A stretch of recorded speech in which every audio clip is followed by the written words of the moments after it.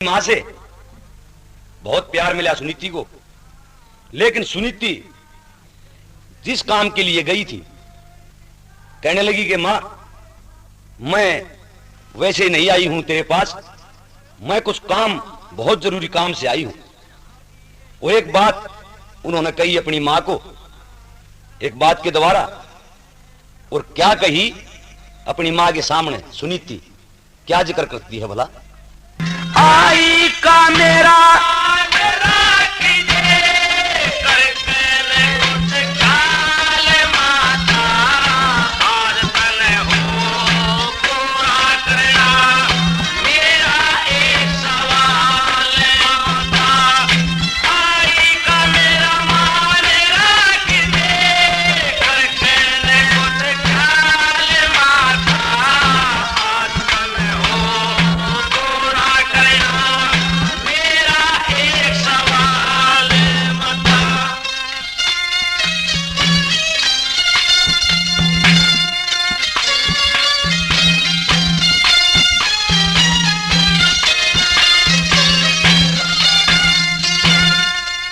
राजी कर दे एक साथ में, राजी कर दे एक साथ में, सारी बात से तेरी हाथ में, दुख विपदा की मेरे गात में, दुख विपदा की मेरे गात में लाग रही संभाल माता, आगे सदा रोवना दिखे हो से जी काल माता।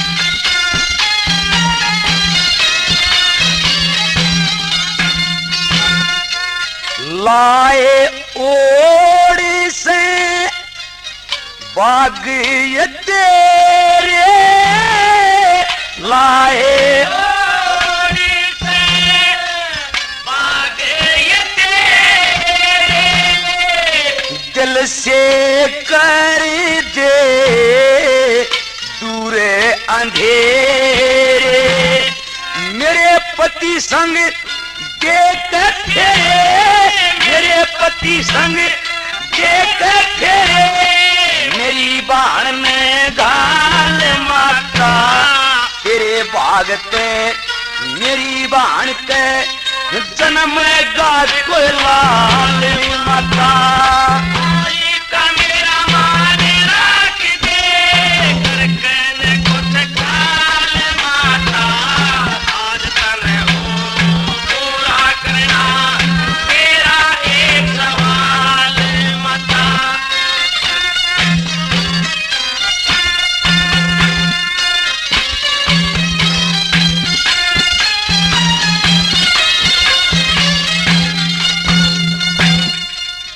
मैं दुख दर्दा न सूबूनी, मैं दुख दर्दा न सूबूनी, मिलना बार बार इसी जूनी, समाई बेटे बिन सुनी, मारी बेटे बिन सुनी, अगत बेल जा चाल माता, बेटे की मन बाट देखते हो गए 70 साल माता।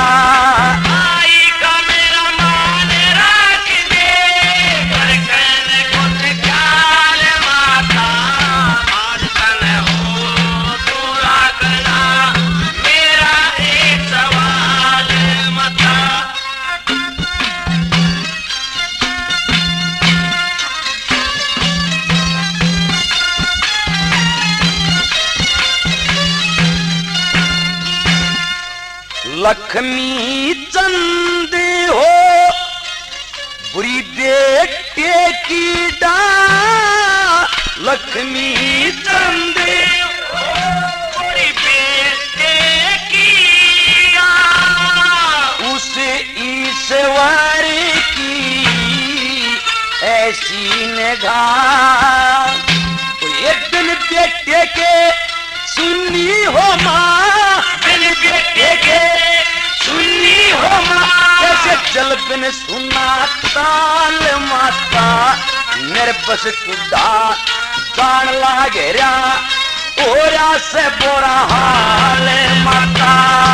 आई का मेरा मान रागी दे कर कर कुछ ख्याल माता आज सन हो बोरा करना मेरा ए सवाल। राम राम भाइयों, नैन स्टूडियो। और भाइयों, ये थी रागनी दोरू भगत के किस्से से अनसुनी रागनी, या यूं कह ले कि ये किस्सा ही अनसुना था एक भाग। राज कृष्ण जी ने अलग से गाया था, इसमें रागनी अलग थी। और लगभग रागनी इस भाग की पहले से चैनल पे आ चुकी है, ऊपर लिंक है, प्ले लिस्ट है किस्सा दोरू भगत का, उसमें वो अनसुनी रागनी आपने मिल जाएंगी। ये रागनी भाइयों सौजन्य से भाई मोहित मलिक जी उनके द्वारा ये कैसेट उपलब्ध करवाई गई थी। और इसकी 2-3 रागनी और बची हैं, बहुत जल्द वो भी भाइयों को सुनवा देंगे, वो भी आपको उसी प्ले लिस्ट में ऊपर मिल जाएंगी। और भाइयों, बात करें किस्से के बारे में तो दोरू भगत का किस्सा लगभग लोगों ने सुन रखा है, लेकिन सुन रखा उतना ही जितना कलाकारों ने गाया है। जो प्योरिटी थी, असल कहानी थी, वो पता चला करती सांग में। अब जाहिर है सांग का दौर बहुत पीछे चला गया। जिस पीढ़ी ने सांग देखे वो पीढ़ी भी थोड़ी रहेगी, और आजकल वाले तो रागनी वैसे नहीं सुनते। और नए कलाकार ऐसे उभर नहीं रहे जो पुरानी संस्कृति को साथ लेकर नए टैलेंट के साथ नए साजबाज में उन्हें गा दे और युवा पीढ़ी तक पहुंचा दे।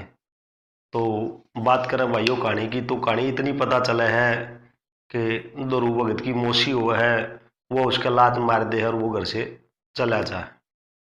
इसके आगे की कहानी बहुत ज़्यादा पता नहीं चलती, लेकिन अगर सर्च करें, पढ़ें लिखें किताबों में, तो इतना ही पता चलता है कि उन्होंने भगवान की तपस्या करी। नारद ऋषि गुरु के रूप में उन्हें मिले, उन्होंने उनको ज्ञान करवाया और उन्होंने तपस्या करी, और आखिर में उसको अपने पिता का राज मिल जाए। और ये बताते हैं कि 36,000 वर्ष तक राज किया था उन्होंने। तो ऐसी ये कथा है, और इसके साक्ष्य भी बहुत हैं। कहाँ कहाँ पर उन्होंने लड़ाइयाँ लड़ी, अपने भाई का भी राज दिलवाया, खुद भी राज्य किया, और फिर वो दोरू तारे के रूप में अमर हो गए। तो भाइयों, ये कहानी का एंड था। इस प्रकार ये कहानी खत्म हुआ है, और इस कहानी में एक सीख है भाइयों। राजा उत्तानपाद शंभु मनु के पुत्र थे, प्रियव्रत और उत्तानपाद। इनकी 2 रानी थी, सुनीति और सुरुचि, और इन दोनों के नाम में छिपी एक शिक्षा। सुनीति यानी कि अच्छी नीति, अच्छा कर्म, उस पर इंसान चलेगा तो उसके साथ अच्छा ही होगा। लेकिन जब आदमी सुनीति तज के सुरुचि पे चला जावा, अपनी रुचि अपनी इच्छाओं का हावी कर ले है, तो उसकी गति हो जाए खराब।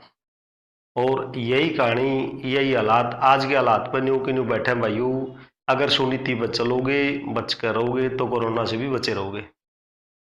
अगर मास्क नहीं पहनोगे, फालतू का घूमना फिरना बंद नहीं करोगे, दूरी नहीं रखोगे, इच्छाओं का हावी करोगे, तो हालात सबके सामने हैं। देश के में बहुत लोग मर रहे हैं कोरोना से, बहुत लोग भुगत रहे हैं, बड़ी मुश्किल से बच रहे हैं। अस्पतालों में व्यवस्थाएं कम हैं और पब्लिक परेशान है। तो भाइयों, यही मैसेज देंगे कि सुरक्षित रहो, घरों में रहो जितना उसके, मास्क पहनो, सुरुचि छोड़ो और सुनीति पे चलो। जय हिंद दोस्तों।